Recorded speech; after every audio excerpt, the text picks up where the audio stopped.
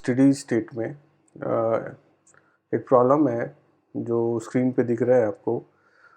उसमें ये बता रहा है कि in circuit shown in the figure find the steady state charge on the capacitance.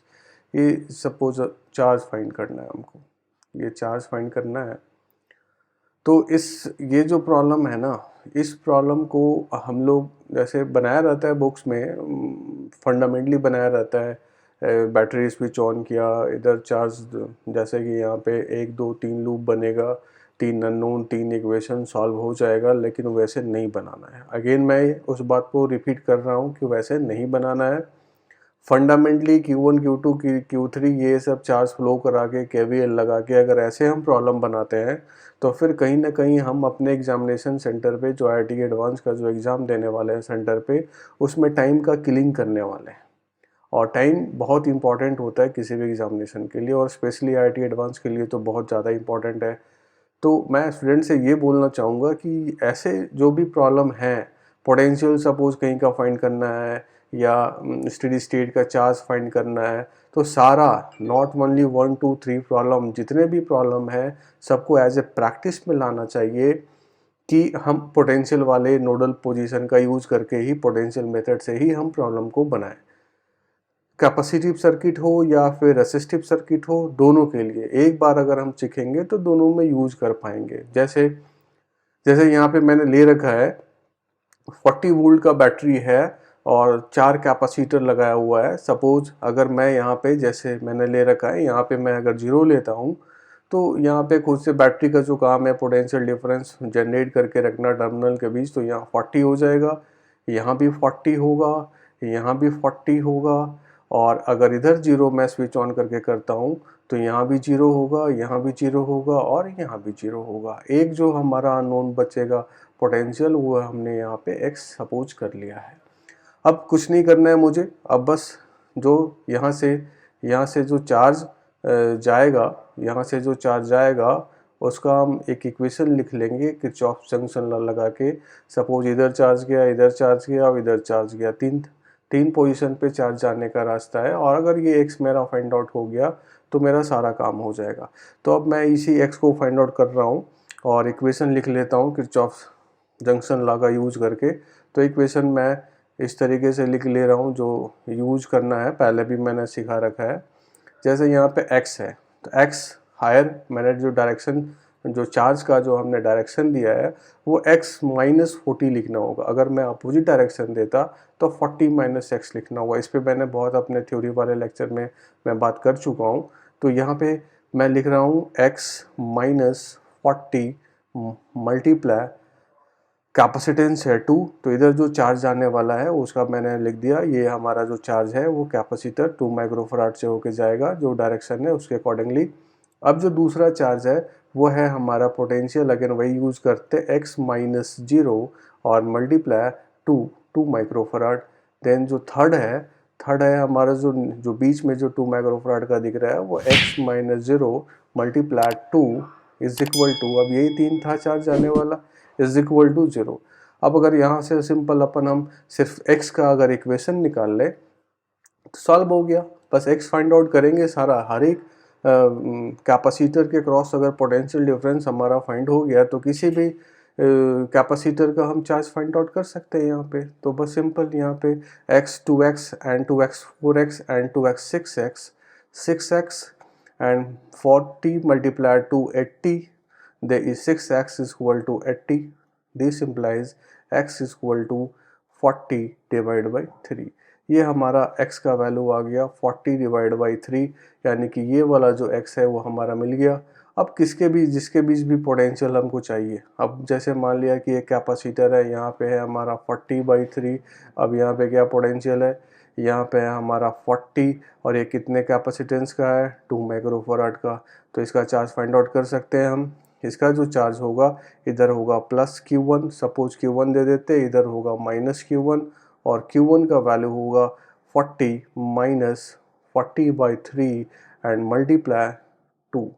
तो 120 माइनस 40 80 मल्टीप्लाई 2, तो 160 डिवाइड बाई 3, ये माइक्रोकूलम इस पे चार्ज आ गया। अब जो दूसरा है दूसरा हम उठा लेते हैं सपोज 2 माइक्रोफराड का ही जो उधर में था।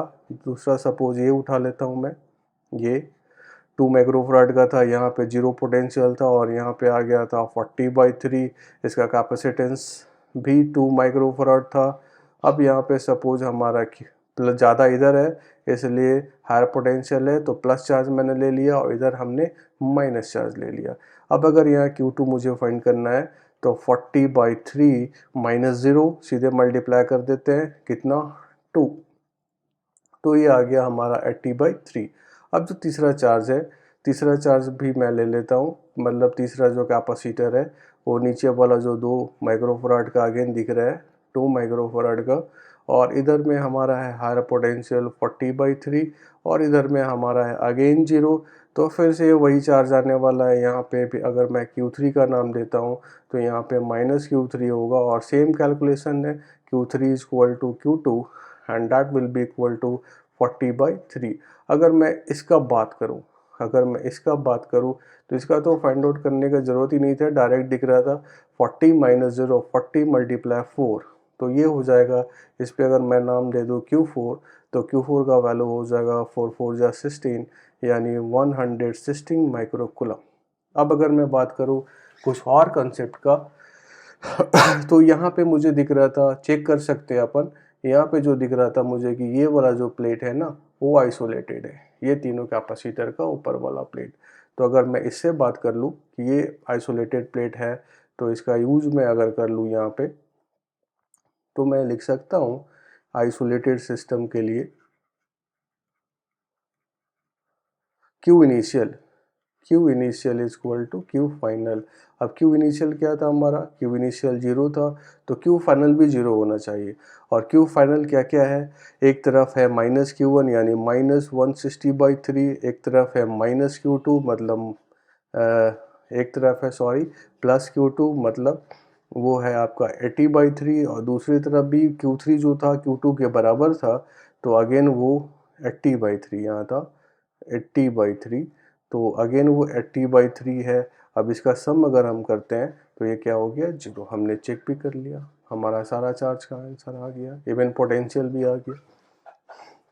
मतलब मैं ये इस प्रॉब्लम को लेके ये बताना चाह रहा था कि अगर इसी प्रॉब्लम को अपन हम 4 से अगर बनाते तो मिनिमम मुझे नीचे वाला जो लूप है वहाँ चलो नहीं लेना पड़ता, ऊपर वाले में 2 चार्ज तो Q1 Q2 फ्लो कराना पड़ता, 2 अननोन आता, 2 इक्वेशन सोल्व करते देन प्रॉब्लम बनता। और इस वाले मेथड से जो प्रॉब्लम अगर बनाते हैं हम लोग ना तो कितना भी कॉम्प्लेक्स हो थोड़ा आसानी से बनता है, सिर्फ इक्वेशन में कन्वर्ट करना होता है और बहुत शॉर्ट तरीके से बन जाता है।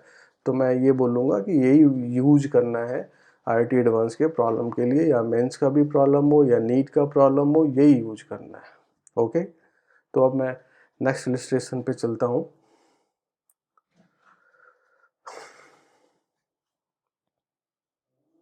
जैसे एक और वैसा ही कुछ मैं ले रहा हूँ, इसी एक और इलस्ट्रेशन है उस पर मैं अगेन ले रहा हूँ। ये हमारा एनालिसिस अगेन है, एनालाइजिंग कैपेसिटिव सर्किट में तीसरा एग्जांपल ले रहा हूँ। इसमें ये है सपोज इसमें भी हमको स्टेडी स्टेट में चार्ज फाइंड करने हैं और एंड अगेन हमारा पोटेंशियल डिफरेंस जो है जैसे यहाँ दिख रहा है ये M का पोटेंशियल Vm एंड Vn, ये दोनों का पोटेंशियल डिफरेंस मुझे फाइंड आउट करना है। तो अगेन कहीं पे एक पोजीशन पे अगर मैं 0 एज्यूम कर लिया था, जैसे मैंने यहाँ बैटरी है, बैटरी के 40 हायर पोटेंशियल वाले पे मैंने सपोज 0 एज्यूम कर लिया था, तो यहाँ हमने 0 एज्यूम किया। अगर अपन हम देखें तो यहाँ पे अगर मैंने 0 एज्यूम किया है तो यहाँ खुद से वो 40 हो गया, बैटरी का काम है ये 40 कर दिया बैटरी ने। अगर अब यहाँ पे मुझे क्या है एक नया पोटेंशियल एज्यूम करना पड़ेगा, तो मैंने यहाँ x एज्यूम किया, बैटरी ने खुद से इसको क्या कर दिया पोटेंशियल डिफरेंस हायर कर दिया, x + 20 कर दिया। अगर मैं ये x फाइंड आउट कर लूँ तो मेरा काम हो जाएगा। तो x फाइंड आउट करने के लिए फिर मैं किरचॉफ्स लॉ यहाँ पे यूज करना चाहूँगा, जंक्शन लॉ।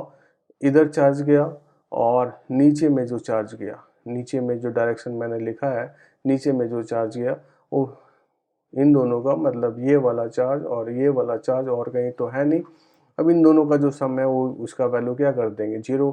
तो सपोज मैं पहले N2O जो चार्ज जा रहा है वो लिखना चाह रहा हूँ, तो मैंने इक्वेशन लिखा x higher potential minus lower potential 0 हो गया एंड मल्टीप्लाई कितना 5। अब मगर मैं अब यहाँ n से आगे बढ़ रहा हूँ इस चार्ज के लिए, तो इधर तो बैटरी लगा हुआ है और बैटरी का रूल्स है, ये हम लोग पढ़ चुके हैं थ्योरी वाले इलस्ट्रेशन में, कि बैटरी से अगर मूव करते हैं तो बैटरी का रूल्स है कि जितना चार्ज इन होता है उतना ही चार्ज आउट होता है। तो यहाँ पे जो बैटरी के क्रॉस जो चार्ज गया होगा वो और कहीं नहीं बल्कि P से M की तरफ ही चार्ज गया होगा, यानी कि जो कैपेसिटर 3 माइक्रोफराड का है उसी से होकर चार्ज गया होगा। तो वहाँ पे भी मैं इस इक्वेशन को अगेन लिख सकता हूँ। ये थोड़ा इंपॉर्टेंट है, यहाँ पे बच्चे अगर इस वाले मेथड से बनाते हैं तो यहाँ पे बच्चे कंफ्यूज करने लगते हैं, तो उस पर कंफ्यूज नहीं होना है। बैटरी के करस्पॉन्डिंग में सीधे जंप कर गया यहाँ से यहाँ, वो पोटेंशियल डिफरेंस बस जनरेट करता है, चार्ज को लिखना है। तो जो चार्ज बैटरी से होके गया है वही चार्ज P से M होके गया है, और P से M होके चार्ज जो जाने वाला है उसका वैल्यू है हमारे पास x + 20 एंड -40 मल्टीप्लाई 3। अब इन्हीं दोनों का सम क्या होना चाहिए 0। तो यहाँ से अपन अगर हम कैलकुलेट करें तो 3x एंड 5x ये दोनों सॉरी 3x एंड 5x ये दोनों मिलके हो गया हमारा 8x, और 20 - 40 हो गया -20 मल्टीप्लाई जो 3 होगा वो हो जाएगा आपका -60। देन x = 60 डिवाइड बाई 8 लिख सकते हैं। अब यहाँ से 2 4 जा 8 एंड 4 से ये कट हो जाएगा 15, 15 4 जा 60, मतलब x का वैल्यू हो गया हमारा 7.5। x क्या है हमारा वोल्ट है। तो अगर हम Vn की बात करें तो पोटेंशियल एट n हमारा फाइंड आउट हो गया और उसका वैल्यू है हमारा 7.5 वोल्ट। Vn फाइंड आउट हो गया। Vm की बात करें तो ऑलरेडी हमारा एज्यूम किया हुआ था उधर में 0, तो ये खुद से ही 40 वोल्ट में कन्वर्ट हो गया था। अब ये जो प्रॉब्लम है हमारा Vm minus Vn find out करना, तो 40 माइनस 7.5 सब्सट्रैक्ट कर देंगे 40 में से, 40 माइनस, तो ये हमारा कन्वर्ट होके हो जाएगा 32.5 वोल्ट, और यही हमारा सीधे बहुत ही आसानी से सीधे हमारा जो है वो आंसर में कन्वर्ट हो गया। अब अगर चार्ज बताना है तो सब ये इसके क्रॉस अगर चार्ज बताना है तो ऑलरेडी पोटेंशियल डिफरेंस दिख रहा है, इसके क्रॉस अगर चार्ज बताना है ऑलरेडी पोटेंशियल डिफरेंस दिख रहा है। तो अगेन मैं इस वाले प्रॉब्लम से ये बताना चाह रहा हूँ कि देखिए लूप लॉ लगाने का ज़रूरत नहीं है, अगर लूप लॉ से भी बनाना है उससे भी बन जाएगा, कोई इशू नहीं है, उससे भी बन जाता है। अब दूसरा इलस्ट्रेशन देखते हैं। हाँ, अब एक और ले लिया हमने सपोज, अगेन उसी वाले थ्योरी पे मैं और सिखाना चाह रहा हूँ कुछ प्रॉब्लम को। तो अगेन ये मेरा जो है वो 8 माइक्रोफराड है, यहाँ पे 8 माइक्रोफराड, ये 6 माइक्रोफराड, ये 3, ये 10 वोल्ट है, 20 वोल्ट। तो कहीं पे अपन यहाँ पे जैसे 0 एज्यूम कर लिया हमने, तो यहाँ 10 हो गया, बैटरी ने खुद से जनरेट कर दिया। अब इस 20 वोल्ट के करस्पॉन्डिंग अब मैं यहाँ पे एक नया पोटेंशियल एज्यूम करना पड़ेगा, तो x कर लिया, तो ये हायर पोटेंशियल इधर था, उधर जाके क्या कर दिया सब्सट्रैक्ट कर देगा। अब कहीं पे भी लिख सकते हैं, जैसे चार्ज लिखना है तो मैं ये यूज कर लेता हूँ, ये इधर गया चार्ज, इधर गया चार्ज और इधर गया चार्ज, तीनों का सम क्या हो जाएगा 0, और यहाँ पे क्या है हमारा x है। तो अब अगेन मैं इसका इक्वेशन में कन्वर्ट कर देता हूँ। अब 6 माइक्रोफराड के अप्रॉक्स जो है उसको मैं इक्वेशन लिख सकता हूँ किरचॉफ जंक्शन लॉ लगा के, x माइनस 0 एंड मल्टीप्लाई क्या कैपेसिटेंस दिख रहा है 6। देन फिर मैं इधर 8 माइक्रोफराड वाले लेफ्ट में चला जाता हूँ, फिर लिख सकता हूँ यहाँ पे x माइनस 10 एंड मल्टीप्लाई 8 लिख सकते हैं, 8 माइक्रोफराड। देन अब ये बैटरी के अप्रॉक्स ना सीधे जंप कर जाएंगे। अब यहाँ का पोटेंशियल मिल गया x माइनस 20 मल्टीप्लाई माइनस में 0 था, 0 को मैंने छोड़ दिया, मल्टीप्लाई किया 3। अब इन्हीं तीनों का सम क्या होने वाला है 0। अब यहाँ से 6x, यहाँ से प्लस 8x, यहाँ से प्लस 3x, और यहाँ 80 and minus 80 and here minus 60 is equal to 0। अब अगर x को हम ऐड कर दे तो 8 एंड 6 14, 14 और 3 17x is equal to 140, 80 and 60 140। तो x का वैल्यू हमारा आ गया यहाँ से x is equal to 140 divide by 17। ये हमारा x आ गया। x आ गया तो सारा आ गया, बस हर एक का पोटेंशियल आ गया, हर एक कैपेसिटर के बीच का पोटेंशियल डिफरेंस आ गया। फाइंड चार्ज करना था किसके क्रॉस, 6 माइक्रोफराड। तो अगर x आ गया तो चार्ज, अगर कोई पूछे कि चार्ज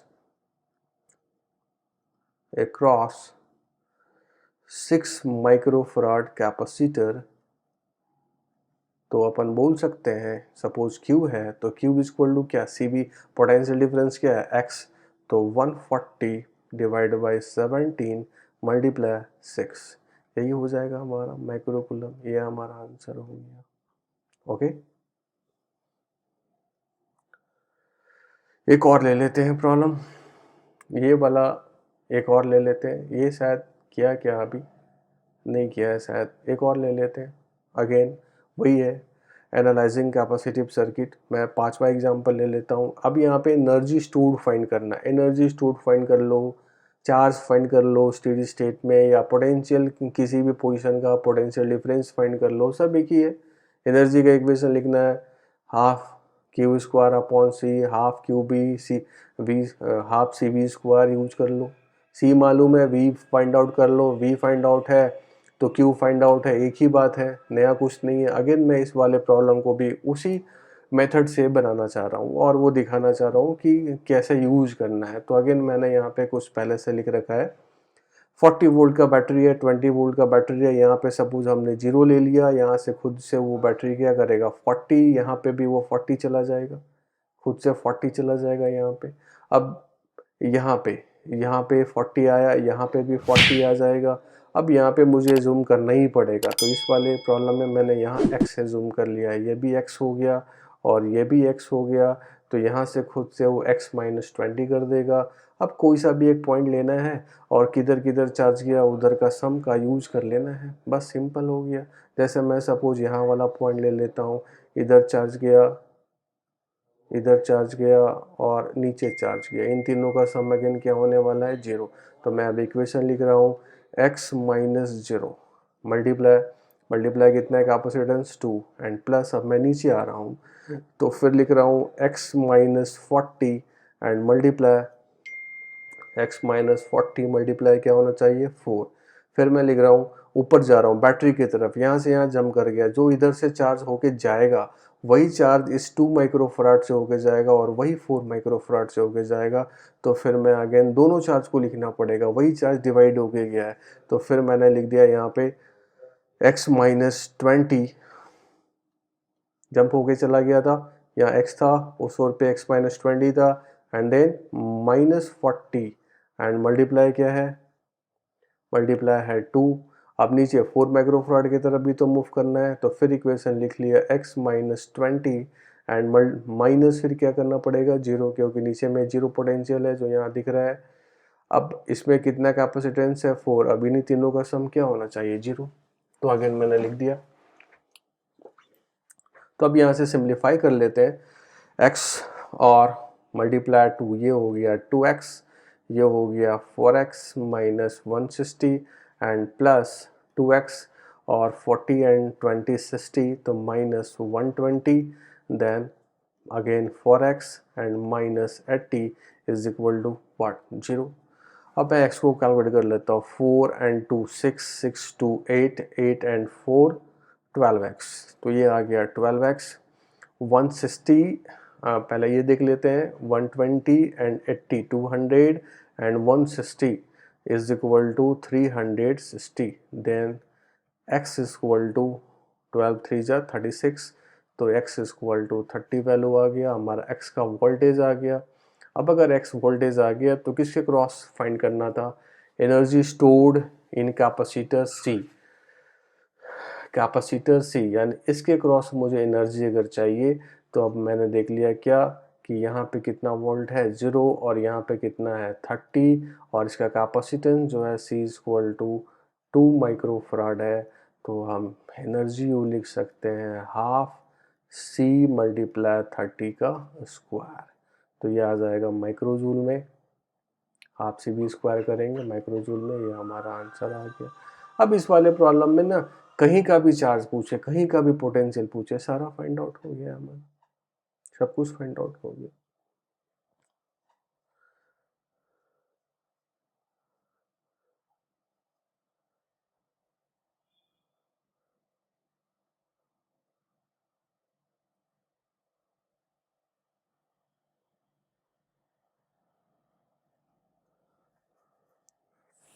एक और मैं ऐसा ही इलिस्ट्रेटिव ले लेता हूँ।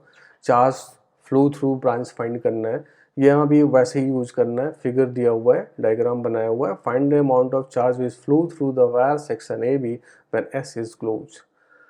जब एस को हम क्लोज करते हैं तब ये फाइंड करना है। तो इसमें क्या था कि पहले ये वाला जो सर्किट दिख रहा है, ये वाला जब स्विच को हम क्लोज नहीं करते हैं तो ये वाला जो पार्ट दिख रहा है ना, वो पहले से मेरा क्या है, स्टेडी स्टेट अचीव हो गया होगा। तो स्टेडी स्टेट अचीव हो गया होगा तो ये सिंपली हम यूज कर सकते हैं कि कितना कितना चार्ज यहाँ आया होगा। ये सिंपली अगर हम यूज कर ले पहले से तो फाइंड आउट कर सकते हैं इसको भी। तो यहाँ 40 वोल्ट का है और ये 8 और ये 4। तो ऐसे भी हमको फाइंड करना है क्या कि जब एस को क्लोज कर देना है, तो अगर इसमें ऐसा पूछता कि हीट बताओ क्या होगा, तब ये इस कैपेसिटर और इस कैपेसिटर के बीच में पहले से कितना एनर्जी था, कितना चार्ज स्टोर था, उसको हमको लिखना पड़ता। तो इसमें चलिए मैं एक और ऐड भी कर देता हूँ, हीट भी सपोज फाइंड करना है। एक और क्वेश्चन मैंने इसमें ऐड कर दिया, ऑल्सो फाइंड हीट डिसिपेटेड इन सर्किट। सपोज एक और मैंने इसमें ऐड कर दिया, तो उसमें तो फिर यू इनिशियल जानना ही पड़ेगा। तो इसके लिए पहले हम लोग ये वर्क कर लेते हैं। पहले ये 40 वोल्ट का शॉर्ट में करते हैं, उतना कुछ ज़्यादा ज़रूरी नहीं है। और 80 इधर बैटरी क्या करेगा, इधर जितना चार्ज देगा उतना से ले लेगा, यानी कि ये वाला कैपेसिटर अनचार्ज रहेगा। इस बैटरी को तो अभी मतलब नहीं है। क्यों नहीं मतलब है, ये वाला जो स्विच है ना वो अभी ऑफ है। तो कितना चार्ज आएगा, सिंपली सीधे यू इनिशियल हम लिख सकते हैं। कितना चार्ज आएगा ये भी फाइंड करने का ज़रूरत नहीं है।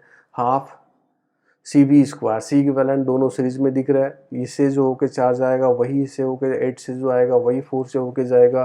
तो 8 4 सीरीज में है, तो सी इक्विवेलेंट जो हो जाएगा इसका, इन दोनों के लिए अगर मैं बात करूं तो सी इक्विवेलेंट हो जाएगा, सीरीज में है तो 8 मल्टीप्लाई 4 एंड डिवाइड बाई 8, 4 कितना होता है 12। तो 4 3 ज़ा 12, यानी कि 8/3 माइक्रो फराड ये हमारा सी इक्विवेलेंट हो गया। तो अब सीधे यूज कर लो, हाफ सी 8/3 एंड मल्टीप्लाई किया वी स्क्वायर, तो 40 मल्टीप्लाई 40, यानी कि ये हमारा कन्वर्ट होके हो गया 4 4 4 जा 16 एंड 16 4 जा 64, 6400 डिवाइड बाई 3। अब यही हमारा यू इनिशियल हो गया। अब अगर हम स्विच को ऑन करते हैं, स्विच को ऑन करते हैं ना, तो जो सर्किट है वो हमने बना के रखा था। अब जो स्विच को ऑन अगर हम यहाँ करते हैं तो एक बार फिर से मैं यहाँ सेपरेट सर्किट बना देता हूँ। एक इधर था, फिर एक बैटरी था, और फिर यहाँ पे एक और कैपेसिटर था, उसको भी लगा दिया। फिर इधर में भी एक हमारा एक और कैपेसिटर है, उसको भी लगा दिया हमने। और फिर नीचे यहाँ पे एक वोल्ट है, बैटरी है, वो लगा दिया। और यहाँ पे हमने स्विच एक दिया हुआ था तो स्विच भी ले लिया। अब इसी को मुझे ऑन करना है। ये कितना 8 माइक्रोफराड, ये कितना 40 वोल्ट, और ये कितना 4 माइक्रोफराड, और ये कितना कैपेसिटेंस है 2 माइक्रोफराड है, और ये कितने वोल्ट का है, तो ये है आपका 20 वोल्ट का। अब मैं इस स्विच को ऑन कर दिया, सपोज ये स्विच जो है ना इसको मैंने ऑन कर दिया। अब मैं यहाँ पे मैं चार्ज ये सब लिखने वाला हूँ, कैसे कैसे आएगा। कहीं पे जीरो एज्यूम कर लेते हैं अपन। सपोज यहाँ पे जीरो एज्यूम किया तो यहाँ क्या हो जाएगा 20, यहाँ भी क्या हो जाएगा 0, यहाँ भी क्या हो जाएगा 0। अब अपन को मुझे कहीं ना कहीं यहाँ या यहाँ जूम करना होगा, तो मैं यहाँ x से जूम कर लिया तो ये बढ़ा देगा, x + 40 कर देगा, और यहाँ भी हो जाएगा हमारा x + 40। अब सिंपली लिख सकते हैं अपन कितना चार्ज किधर से आया, इक्वेशन में कन्वर्ट कर देते हैं।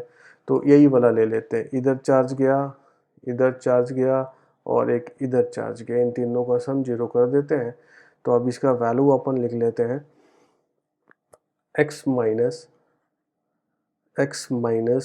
इधर से आते हैं अपन, इधर से जो चार्ज आएगा, इधर से जो चार्ज आएगा तो यहाँ x माइनस, फिर तो इधर 0 आ गए, तो इसको x को मैं छोड़ देना पड़ेगा मुझे, तो मैं x को हटा देता हूँ, क्योंकि देखिए यहाँ से x -20, नहीं सही लिख रहा था, x -20 ये तो लिखना है ना, इधर गया तो x -20 मल्टीप्लाई क्या 2, फिर यहाँ लिख दे अपन x -0 मल्टीप्लाई क्या 4, फिर अपन इधर लिख लेते हैं, बैटरी के क्रॉस हम जम करके चले गए, वही चार्ज इधर से जाएगा जो इस वाले कैपेसिटर से होके जाएगा, 8 माइक्रोफराड से होके जाएगा, उसका अपन लिख लेते हैं, उसका पोटेंशियल हो गया x + 40 - 0 एंड मल्टीप्लाई कितने से करना पड़ेगा 8 माइक्रो से, माइक्रो छोड़ देते हैं अपन, माइक्रो छोड़ देते हैं, वो कैलकुलेशन में लास्ट में आएगा, इसी का वैल्यू क्या हो गया 0। तो इसको सिंप्लीफाई कर लेते हैं, 2x - 40 + 4x and plus 8x and plus 8 4 जा 32, 320 इज इक्वल टू क्या 0, 8 एंड 2 10 एंड 4 14, ये आ गया हमारा 14x, और ये घटाएंगे अगर तो ये हमारा बचेगा 280, घटाते हैं अगर 320 में 40 तो ये बचेगा हमारा 280 इज इक्वल टू 0। अब x कितना आ गया, x का वैल्यू हो गया -280 डिवाइड बाई 14, तो ये आता है हमारा -20, तो x का वैल्यू हमारा यहाँ से आ गया x is equal to -20 volt, यह है क्या हमारा x। तो फाइंड क्या करना था मुझे, s से होके कितना चार्ज गया, ओके s से होके कितना चार्ज गया, तो इसमें भी इनिशियल चार्ज का भी यूज आ ही जाता। तो पहले अब अगर अपन इधर देखें यहाँ पे कितना चार्ज आएगा, तो x है -20 और ये कितना है 20, यहाँ पे कितना है हमारा 20 है और यहाँ कितना आ गया -20, तो पोटेंशियल डिफरेंस कितना का हो गया 40, यानी यहाँ पे आ गया हमारा +40 × 2 +80 और यहाँ आ गया -80 माइक्रोकूलम चार्ज, ये आ गया हमारा। अब यहाँ पे अगर अपन हम देखें तो पहले जो चार्ज हमारा जो आया था, सी इक्विवेलेंट फाइंड कर लिए थे और हमारा 40 था, तो यहाँ का भी चार्ज हमारा मालूम था, ये प्लस था हमारा, ये प्लस था, ये माइनस था, ऐसे ही चार्ज होता है, ये प्लस और ये माइनस। तो यहाँ से भी अपन फाइंड कर सकते, इस पे तो पहले कोई चार्ज नहीं था ना, इस वाले कैपेसिटर पे पहले से कोई चार्ज नहीं था, अब इधर से वही चार्ज आया होगा ना, बैटरी का रूल्स है, बैटरी का रूल्स क्या है कि जितना चार्ज आएगा यानी ये चार्ज जो है वो इधर से ही आया होगा, तो सिंपली दिख रहा है, यहाँ पे अपन लिख सकते हैं कि चार्ज पासिंग थ्रू स्विच क्या आ गया, सीधे लिख सकते हैं अपन चार्ज पासिंग, या फ्लो लिख सकते हैं, flow through switch S, switch S और ए बी सेक्शन लिखा हुआ था। अच्छा, वहाँ से अगर स्विच एस से अगर फाइंड आउट करना है तो कितना आ गया 80 माइक्रोकूलम आ गया। ए बी से कितना गया है, अगर ए बी की बात करें यानी कि अब हमारा जो है 80, यहाँ पे ये यूज कर लेते हैं, यानी कि अब हमारा जो है इधर से जो चार्ज हो गया वो 80 माइक्रोकूलम पास हुआ है। अब अगर दूसरा यूज करें, यहाँ -20 है और यहाँ 0 है, यहाँ -20 और यहाँ 0, तो अगेन ये लोअर हो गया, ये हायर हो गया, तो 20 का पोटेंशियल डिफरेंस हो गया, तो 20 का पोटेंशियल डिफरेंस हो गया तो 20 4 जा 80, यानी यहाँ पे हमारा +80 आ गया और यहाँ पे हमारा -80 आ गया, यानी कि ये 80 माइक्रोकूलम जो चार्ज इधर से आया है, अच्छा इधर से आया है और इधर से ही निकल गया, अच्छा मतलब ये देख लिया कि इधर से तो 80 आया और इधर 80 निकल गया है, ओके। तो दो जाने वाला है, तो 2 जाने वाला कितना 80 और 80, तो ऑब्वियसली इधर से होके आना चाहिए कितना 160 आना चाहिए। यहाँ पे फाइंड आउट कर लेते हैं। यहाँ का पोटेंशियल क्या है 0, और यहाँ का पोटेंशियल क्या निकल के आ गया था, x हमारा था -20, तो यहाँ का पोटेंशियल हो गया था 20 और यहाँ का था 0, तो 8 2 जा 60, यानी यहाँ से जो चार्ज गया है 160। यानी कि अगर जो हमारा पूछ रहा था प्रॉब्लम में, क्या पूछ रहा था, प्रॉब्लम में पूछ रहा था, प्रॉब्लम में हमारा पूछ रहा था कि चार्ज क्या पूछ रहा था, फ्लोज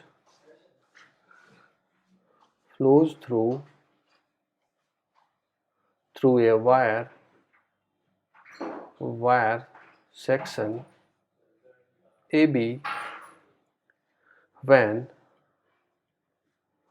S मतलब क्या, switch is closed, तो उसको लिख सकते हैं अपन अब यहाँ पे कितना 160, और चेक भी किया हमने 160 माइक्रोकूलम, ये भी आंसर आ गया। अब इसी में अगर मुझे ये अगर फाइंड करना था कि हीट बता दो, तो हीट के लिए बताया था U initial plus work done by battery and minus U final, इसको यूज कर लेंगे तो ये सारा फाइंड आउट हो जाएगा हमारा। क्लियर है? Thank you. ओके, तो अब